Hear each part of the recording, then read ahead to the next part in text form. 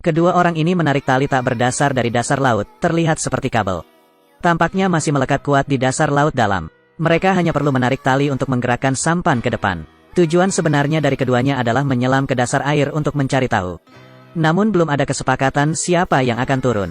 Tiba-tiba Charlie mengambil dayung dan membuat pria di seberangnya pingsan. Kemudian ambil beberapa batu berat dan ikat di pinggang Anda. Akhirnya melirik rekannya yang telah dikalahkan oleh dirinya sendiri. Lalu terjun ke laut. Charlie menyelami kabel di perahu itu. Segera ada sebuah bangunan di dasar laut dengan lampu menyala.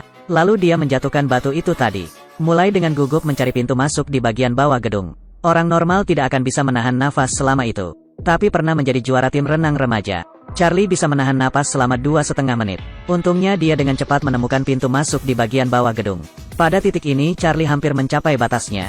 Setelah muncul, dia segera mengamati lingkungan internal. Setelah mengetahui bahwa sepertinya tidak ada seorang pun di sana, Charlie segera berbaring di tanah dengan penuh semangat dan merayakannya dengan lantang.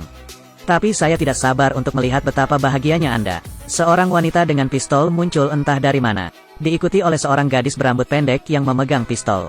Keduanya memandang Charlie dengan sangat waspada, seolah-olah dia bisa menembak kapan saja.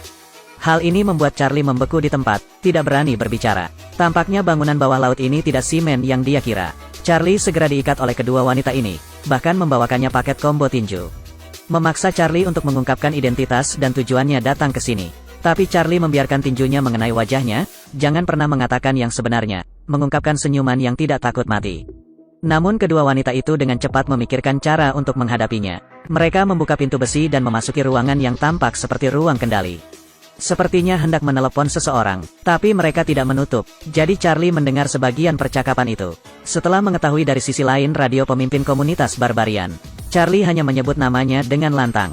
Dan juga dikatakan bahwa Julie menyuruhnya datang ke sini. Benjamin di ujung sana tiba-tiba menyadari ada yang tidak beres. Dan kali ini Charlie berhenti bersembunyi. Dia bahkan dengan yakin menyatakan tujuannya datang ke sini. Ternyata penyebab sinyal radio dari pulau tersebut tidak bisa terpancar. Semua itu karena adanya stasiun pengacau sinyal di dasar lautan.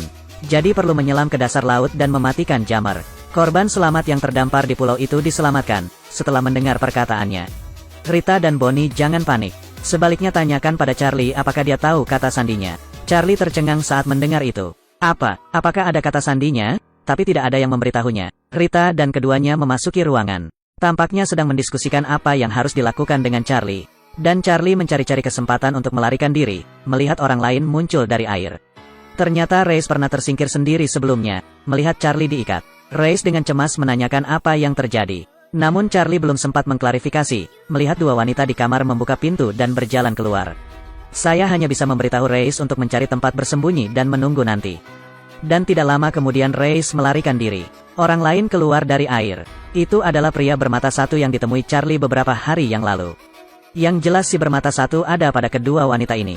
Satu matanya memandang dengan waspada ke arah Charlie yang terikat. Karena dia tahu Charlie tidak sendirian. Saat ini, panggilan radio terdengar di ruang kendali. Rita akan mengangkat telepon. Pria bermata satu itu berkata dia bisa berjalan sendiri.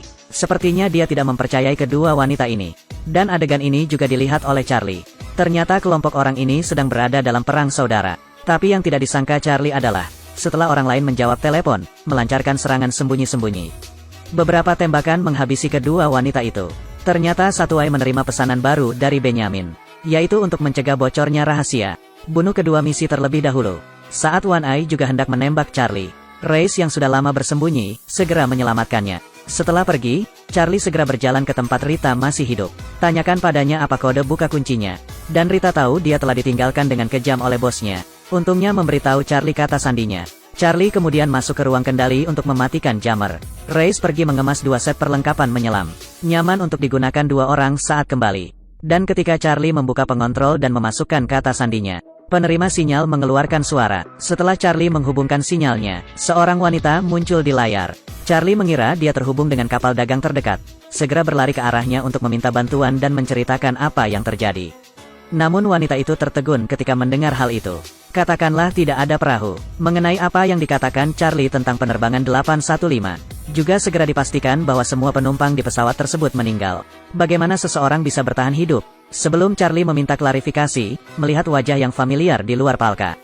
Ternyata itu adalah pria bermata satu yang baru saja terbunuh, memegang granat. Charlie berbalik dan menatap Reis, tutup pintu dengan tegas, detik berikutnya. Ledakan hebat disertai air laut, segera membuat Charlie kewalahan. Dan Charlie juga menulis sebuah paragraf di tangannya pada menit terakhir. Jangan percaya apa yang Penny katakan tentang kapal itu.